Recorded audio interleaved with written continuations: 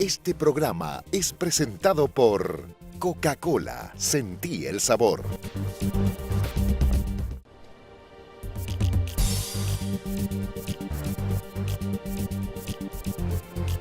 Hoy tenemos que hablar, como es normal en esta época del año, sobre qué es lo que ocurrió durante el año y qué es lo que esperamos que ocurra en la economía de Paraguay de este año. Ha sido un año muy cambiante, un año donde también se han definido internas de partidos políticos y esas definiciones son importantes para lo que va a venir en el 2018. Entonces, vamos a mirar durante todo este programa de hoy, vamos a mirar qué es lo que nos ha ocurrido en agricultura, en ganadería, en otros sectores como el sector de la construcción, cuál ha sido la performance del Estado en general, cuál ha sido la performance del sistema financiero, que también es muy importante. Y vamos a tratar de sacar algunas conclusiones que nos ayuden a mirar el 2018 desde los ojos de lo que va a ser la economía. El 2018 hoy está muy marcado por lo que van a ser las elecciones de abril, y esas elecciones de abril no solamente van a tener su impacto en el 2018.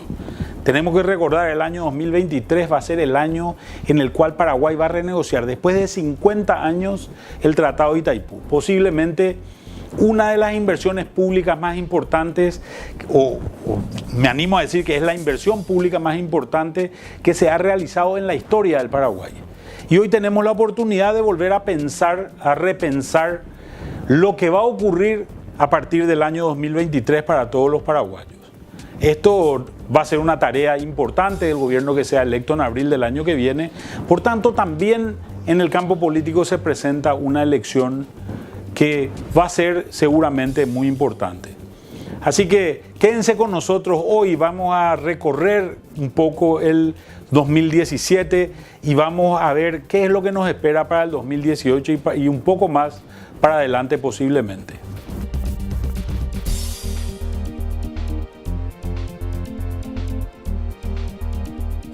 Vamos a arrancar en nuestro análisis hoy mirando qué es lo que está ocurriendo a nivel mundial y a nivel regional para poder ubicarnos en lo que es el contexto mundial. Entonces, lo que tenemos es, en primer lugar, una mejora de las proyecciones de crecimiento a nivel mundial, lo que decíamos anteriormente, el hecho de que en estas proyecciones van a ser relativamente importantes porque crecen también los países del primer mundo. La inflación está empezando a aumentar y los bancos centrales reaccionan ante la inflación subiendo tasas de interés básicamente. Tenemos commodities que están presionados a la baja o por lo menos están en sus valores más bajos de lo que hemos visto en los últimos años. Tenemos un impacto petrolero que seguramente se va a traducir en un incremento de petróleo en valores de alrededor de 70 por encima de lo que estamos viendo hoy y que seguramente va a presionar algunos costos a nivel local. Estados Unidos está llegando a situaciones cercanas al pleno empleo y viene subiendo sus tasas de política, lo cual genera un impacto sobre tasas de interés. Por el lado de Brasil empezamos a ver recuperaciones después de muchos años de no crecer. El PIB muestra ya crecimientos luego de 3 años. Hay un freno en la inflación y lo que es más importante para nosotros, un real que se vuelve mucho más estable de lo que habíamos visto anteriormente. Brasil tiene el desafío de seguramente controlar su déficit fiscal y su déficit primario, tarea que le va a llevar un tiempo relativamente largo. Tenemos que tener en cuenta que Brasil también va a empezar a tener elecciones durante el año 2018. Finalmente Argentina, donde el déficit sigue siendo un problema y lo que hemos visto es intentos de solución de este problema por parte del gobierno de Macri que ya han generado impactos a nivel de movilizaciones populares en contra de eso. La inflación viene bajando, pero sigue siendo alta. En la medida que persista una inflación de ese tipo, vamos a seguir teniendo demanda argentina. Pero ya empezamos a ver un Producto Interno Bruto que crece, si bien a tasas moderadas todavía, empieza a crecer. Estamos empezando a ver una Argentina normal y creemos que esto es una cuestión muy importante de tenerla en cuenta. Una Argentina normal es una Argentina donde sobre todo su sector agropecuario es extremadamente dinámico y extremadamente eficiente en la generación de su producción. Y hablando del sector inmobiliario, cuando miramos este gráfico y empezamos a ver las barras verdes que vemos acá, son los aportes al crecimiento que ha tenido la agricultura en general. Y vemos que los años de caída de crecimiento, como el año 2009 o como el año 2012, son años donde la agricultura no pudo alcanzar su capacidad de producción por efecto de sequías. Sin embargo, al año siguiente, en el año 2010 o en el año 2013, Paraguay recupera esa capacidad de generación de producción agrícola y son años de boom. En el año 2010 Paraguay es el tercer país que más crece en el mundo y en el 2013 es el país de mayor crecimiento en el mundo. En términos generales, cuando tenemos años agrícolas normales, como lo que estamos viendo, tenemos una tasa de crecimiento del orden del 4%, que es la tasa que normalmente vemos en Paraguay y es lo que le llamamos el crecimiento potencial. ¿Qué es lo que esperamos para el año 2018? Hemos comenzado una campaña agrícola con problemas de sequía, sobre todo en ciertas zonas, en el norte del área agrícola, la zona de Canindeyú, norte de Alto Paraná. Se tuvieron que resembrar seguramente gran parte de esas áreas. Y hoy que estamos a 15 o 20 días del inicio de la campaña, estamos viendo una soja seguramente con una salud muy positiva y muy buena para lo que es la calidad. Sin embargo, cuando nos fijamos en este cuadro, vamos a ver que el año 2017 fue un año de récord. Estamos viendo un año donde hemos superado por primera vez en la historia las 10 millones de toneladas. Va a ser prácticamente imposible para Paraguay alcanzar estos ritmos de crecimiento en el 2018, con lo cual tenemos una expectativa de zafra buena, pero no a los niveles que habíamos tenido en el 2018. En el caso del maíz, en el maíz habíamos tenido una reducción de producción, básicamente por una fuerte reducción del área sembrada, dado los impactos que se había tenido en la soja de fin de ciclo, por el hecho de que nos encontramos que en la cosecha de la tempranera habíamos tenido un impacto muy fuerte de lluvias. Seguramente vamos a recuperar área en el caso del maíz y posiblemente eso se traslade a una suba también de la producción total de maíz. Por el lado del trigo estamos viendo problemas serios que están afectando a su rentabilidad y seguramente la reticencia del agricultor a seguir sembrando trigo.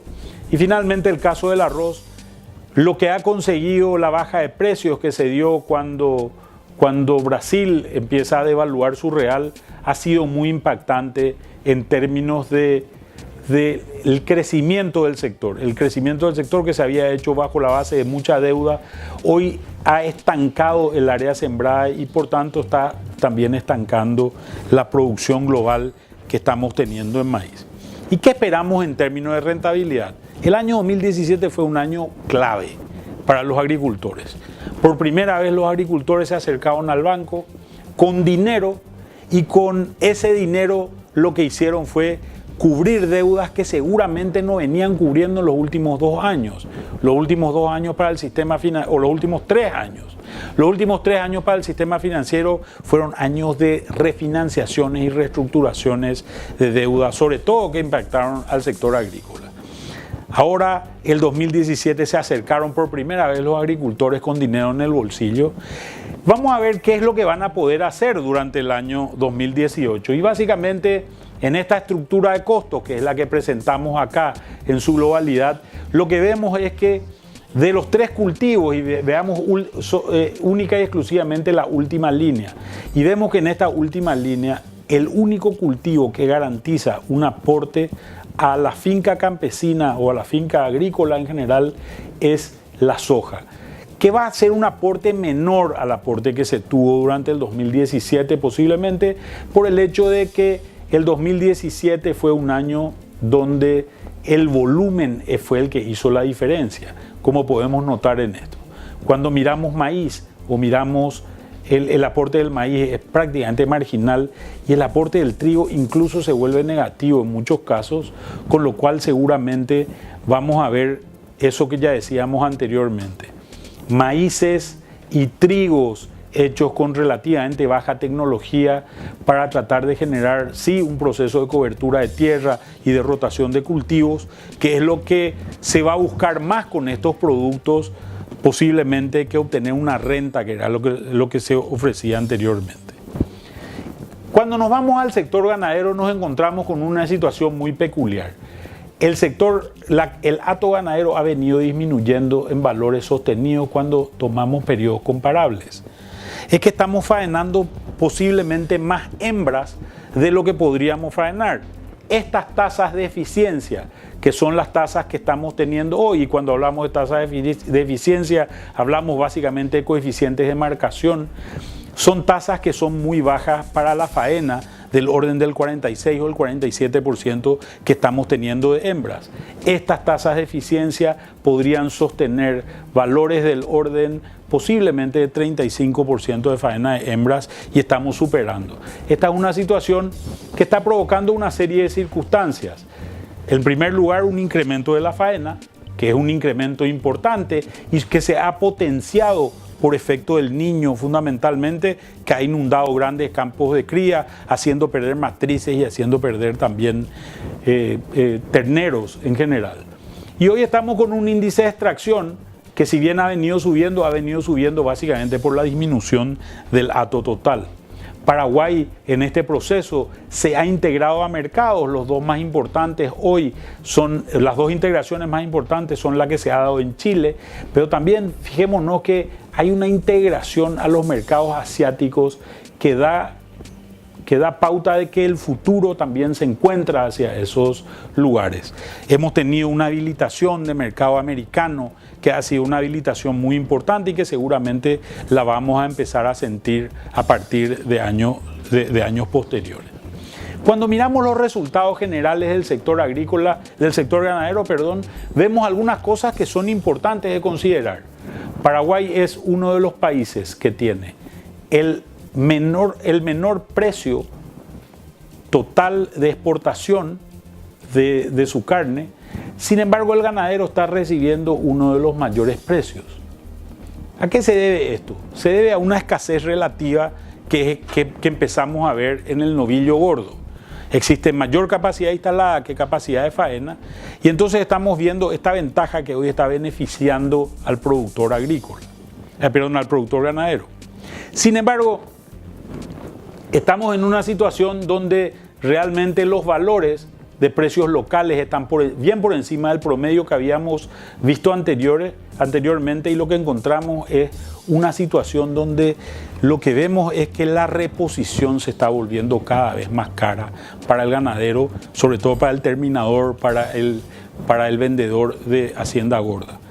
Y esa terminación, esa situación está reduciendo los márgenes de rentabilidad en el negocio de invernada y está incrementando los márgenes de rentabilidad en el negocio de cría. Hoy ya empezamos a ver entidades financieras que están poniendo créditos para el ganadero para empezar ese proceso de migración desde la invernada hacia la cría. Hasta aquí nuestro análisis del sector primario. Quédense con nosotros y después de la pausa vamos a seguir con más análisis económico de cierre de 2017 e inicio de 2018.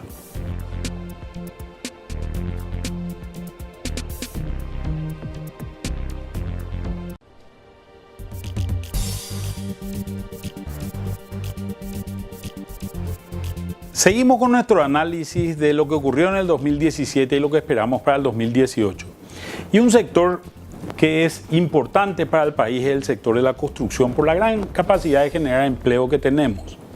Y lo que hemos visto es una situación bastante mixta. En el sector de la construcción juegan un rol importante tanto el Estado como el sector privado. ¿Qué es lo que hemos visto en el caso del Estado? El Estado, el gobierno de Cartes, que paró todas las obras públicas en un momento dado para revisar lo que se hacía sin encontrar gran cosa, después empezó a gastar a niveles muy importantes. Esto se nota en la compra de asfalto que realiza el sector público. Este crecimiento ha sido muy importante, se ha sostenido un impacto relativamente importante en algunos sectores, si bien gran parte de la obra pública que se ha hecho ha sido una obra que no es la más generadora de empleo porque no es tan intensiva en mano de obra. Por otro lado, la existencia de obra pública nueva genera también un impacto de productividad que es un impacto muy importante para el resto de todos los agentes económicos y creo que eso lo hemos visto. La situación en el sector privado, reflejada básicamente en la venta de cemento, es una situación bastante disímil. Ha tenido una caída muy importante la venta de cemento en un momento determinado y que se ha recuperado posteriormente para volver a caer. Esta caída está vinculada a dos cosas. Por un lado, el hecho de que en un momento dado se hayan frenado las obras por efecto de los excesos de lluvia producidos por el Niño, que después en un momento dado vuelven a recuperarse, estas obras ya existentes vuelven a poder construir lo que hacían anteriormente. Sin embargo, ¿por qué después no vuelven a crecer? Y acá hay una pregunta que es muy importante. El gran problema es que el sector de la construcción estuvo orientado a venderle un inmueble a un argentino que quería escapar del gobierno de los Kirchner, porque le tenía dudas a ese gobierno.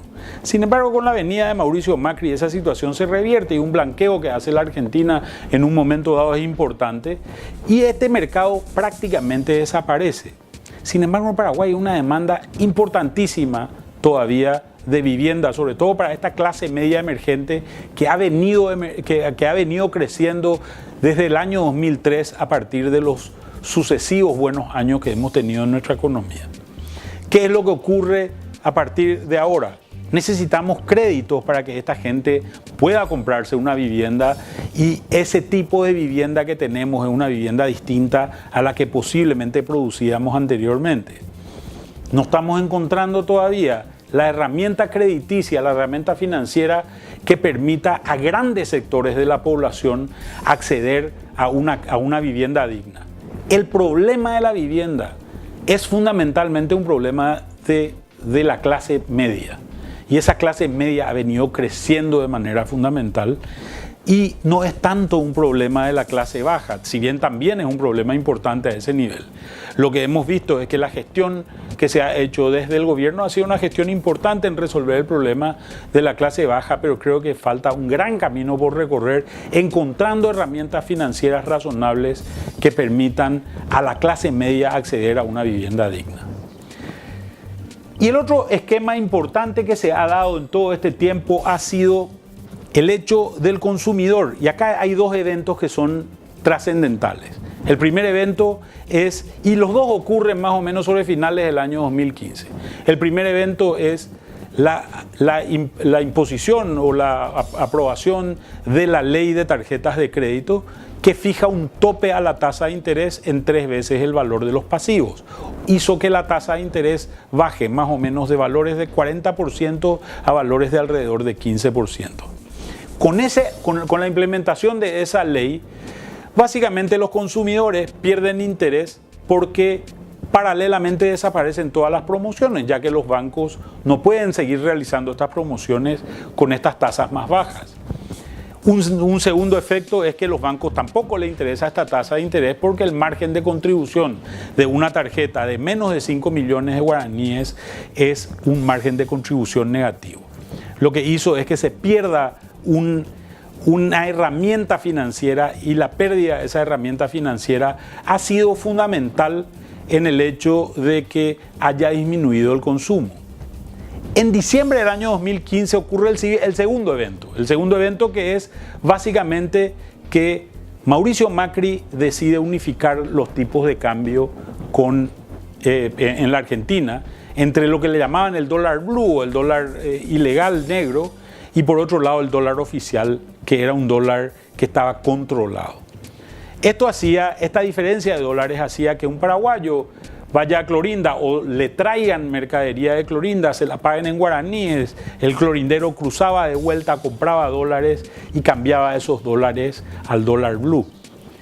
En un periodo de más o menos 5 años, el clorindero ganó en este negocio alrededor de 60%. Con la unificación de tipo de cambio y la inflación argentina, este negocio prácticamente desaparece en Clorinda y ocurre lo contrario. Se empieza a encarecer la Argentina y empiezan a venir los argentinos a comprar a Paraguay, que es lo que hoy estamos viendo en gran parte de los negocios. Este es un ejemplo que creo que es interesante de tenerlo. Una persona que ganaba más o menos 2 millones de guaraníes, financiaba 300.000 y pagaba su cuota de su tarjeta en 300.000 también, tenía un ingreso total de 2.300.000, pero un ingreso disponible para gastar de 2 millones. Cuando aparece la ley de tarjeta, estos 300.000 que financiaba desaparecen porque pierde su plástico, pero sin embargo los 300.000 de cuotas siguen vigentes. Y encima, al caerle su ingreso a 1.700.000 guaraníes, al desaparecer el contrabando con Argentina o al reducirse dramáticamente el contrabando con la Argentina, lo que empezamos a ver es que la gente en general tiene menos ingresos disponibles para gastar en productos. ¿Qué hace una persona en esta situación? Una es reduce sus gastos, que es la minoría, y la otra es pasa a financiarse en otro tipo de negocios como casas de crédito o casas de empeño y a tasas que son más elevadas por los propios riesgos que esas mismas empresas tienen que asumir.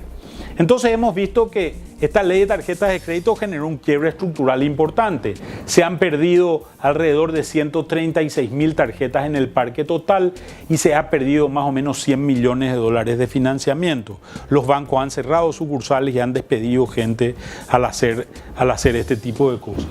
Entonces, lo que empezamos a ver es que la situación ha cambiado bastante. Cuando dividimos la situación entre ventas que se financian y ventas que no se financian, vemos que este periodo de fines del año 2015 es un periodo clave. En primer lugar, la gente deja de irse a comprar al supermercado en Clorinda, que 63% de la población vive cerca de la frontera de Paraguay con los países vecinos, y vemos que empiezan a crecer de manera muy importante las ventas de supermercados. Por otro lado, se desploman las ventas de grandes tiendas de vestir y de equipamientos para el hogar, electrodomésticos, etcétera, etcétera, que se vuelven a recuperar cuando las cosas empiezan a mejorar, básicamente por una serie por la venida de argentinos que vienen a comprar al Paraguay y desarrollan ciertos segmentos. Cuando hablamos de ventas financiadas y hablamos de venta de vehículos, por ejemplo, lo que vemos es que la situación es bastante distinta, ¿verdad? Se había caído la venta de vehículos por un exceso de oferta, esperando que se puedan vender y no se pudieron vender en un momento determinado. Se tuvo que liquidar todo ese stock y hoy recién empezamos a ver nuevas ventas que se empiezan a dar en este tiempo. Este es un análisis básicamente que nos dice que hay una recuperación en el consumo y en el gasto, sobre todo a nivel comercial, y que lo estamos viendo de la mano fundamentalmente de argentinos y brasileros. Finalmente, vemos que la gente se está endeudando, y cuando miramos este gráfico hecho por la empresa CCR, que en una investigación extremadamente interesante, vemos que en realidad el ingreso medio bajo está totalmente endeudado, la gente de nivel de ingreso medio bajo, y este endeudamiento es un endeudamiento que está subiendo año tras año, con lo cual queda menor espacio para las compras. De momento lo que estamos haciendo es depender de este diferencial de inflación de Argentina, que posiblemente no se corrija en el año 2018, y que está generando mayores ventas en la frontera con Argentina. Y por otro lado, un evento similar está ocurriendo con el Brasil, pero ligado al tipo de cambio. La baja del tipo de cambio del real con relación al dólar ha generado una variación de precios relativos en Paraguay, haciendo que Paraguay vuelva a ser más barato que el Brasil. ¿Qué esperamos para el año que viene? Una pujanza del sector comercial todavía importante durante todo el año, pero vinculada en gran medida a esta demanda internacional. A nivel local, lo que estamos viendo es que las medidas que se han tomado han frenado el consumo local y han impactado al consumidor paraguayo. Seguimos con el análisis y quédense con nosotros hasta después de la pausa.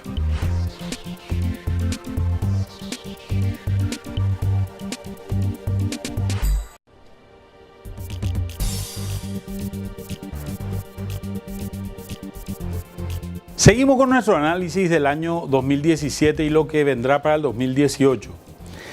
Hemos visto que el tipo de cambio está bastante impactado por lo que ocurre en Estados Unidos fundamentalmente, pero tenemos un impacto también a nivel local que es importante de considerar. Cuando nos fijamos, la principal fuente de ingreso de divisas en Paraguay es el comercio exterior en realidad, que es la diferencia entre exportaciones e importaciones. Esa diferencia es la cantidad de dólares que se queda en nuestra economía. Y cuando miramos este gráfico, vemos que en realidad, al considerar la línea blanca, que es la balanza comercial, la diferencia entre exportaciones e importaciones, vemos que por impacto de un crecimiento en las importaciones importante que se dio y una caída en las exportaciones por efecto fundamentalmente del precio, la cantidad de dólares está disminuyendo relativamente. La pregunta es acá, ¿y entonces por qué no sube el dólar? Debería estar subiendo el dólar, dado esta escasez relativa de dólares. Sin embargo, hemos visto un dólar bastante equilibrado en términos globales dentro del Paraguay, inclusive comparado con los países de la región. Y lo que ha ocurrido es que tenemos un Banco Central con muchísima capacidad de intervención dentro de la economía. Un Banco Central con reservas superiores al 20% del Producto Interno Bruto, con alrededor de 8.000 millones de dólares para intervenir en un mercado relativamente pequeño de alrededor de 20 millones de dólares por día de movimiento. Esta situación ha generado una disciplina en el tema cambiario y ha eliminado en gran medida también la especulación. Sin embargo, cada vez que el Banco Central compra dólares o vende dólares, lo que hace es actúa también sobre el mercado de guaraníes. Entonces, al vender dólares, está retirando dinero en guaraníes del mercado. Y lo que vemos es que el objetivo del Banco Central principal es controlar la inflación. ¿Qué es lo que ha ocurrido con la inflación en este periodo? La línea blanca es básicamente la línea que nos publican los diarios o los medios de prensa en general. La línea verde es lo que se llama la inflación subyacente, quitando elementos muy volátiles como es el caso, por ejemplo, de las frutas y verduras. Y es la que considera el Banco Central. Y lo que vemos es que el Banco Central parecería no estar muy preocupado por el hecho de que este número viene bajando. Y es lo que vemos acá también en la respuesta que ha tenido el Banco Central con su tasa de interés, haciendo incluso que baje la tasa de interés para generar un crecimiento y un dinamismo en la economía. Cuando llegamos al sector financiero, la situación ha sido muy peculiar. Hemos vivido un sector financiero que hasta el año 2016 estaba temeroso de prestar por estos niveles de endeudamiento que hablábamos anteriormente por un lado y por el hecho de que le estaban ofreciendo muchos bienes en dación en pago. Como la gente no podía pagar, le entregaba su casa o le entregaba su campo y esto no es lo que el banco quiere. Entonces hemos visto que los bancos han frenado en gran medida el crecimiento de los créditos. Hoy estamos creciendo a tasas negativas incluso o muy cercanas a cero, que hace que en realidad la mora te vaya subiendo también.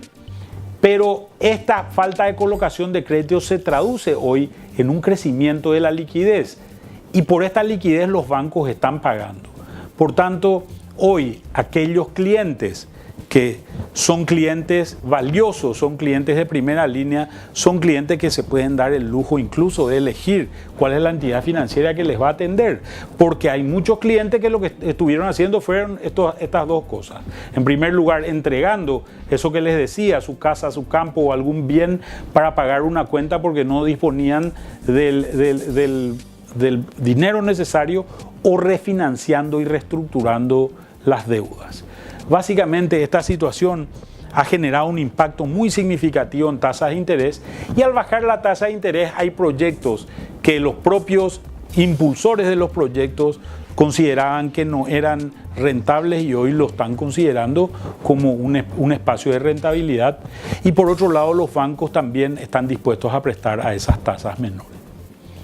Creemos que es muy importante en este cierre de año evaluar el presupuesto 2018 del Estado. ¿Por qué? Porque ese presupuesto va a ser el que nos va a impactar durante todo el año que viene. Y un elemento central ha sido el incumplimiento de la ley de responsabilidad fiscal, que básicamente dice tres cosas. Lo primero es la ley de responsabilidad fiscal tiene que tener el presupuesto tiene que tener un déficit mínimo de 1,5%, no pueden crecer más de 4% más inflación, o sea, más o menos 8% los gastos corrientes, y finalmente los salarios públicos no se pueden subir más de lo que se suben los salarios en el sector privado, que se han subido este año 3,9%. Lo que hemos visto es que todos estos elementos se han incumplido. Hay aprobaciones de crecimiento para médicos, para personal de blanco, para docentes, para funcionarios de ANDE y para administrativos de la Universidad Nacional de Asunción.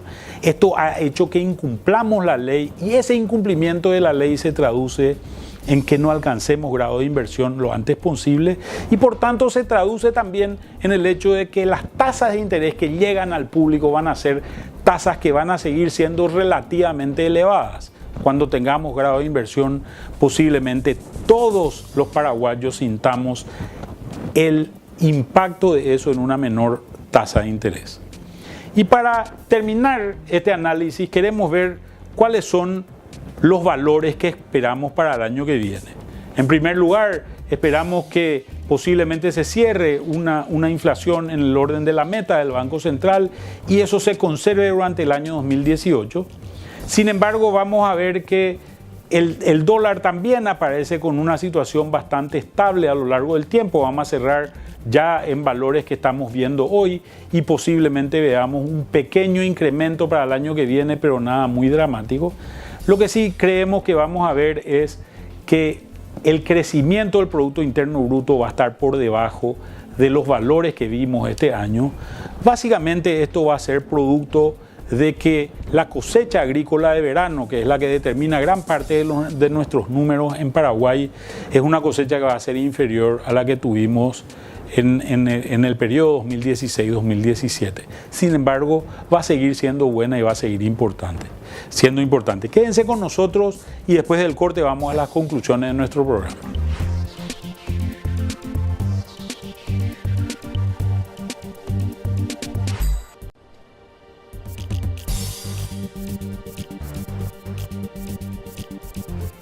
Como hemos visto, estamos viviendo un mundo distinto del mundo que hemos visto los últimos posiblemente 10 o 15 años.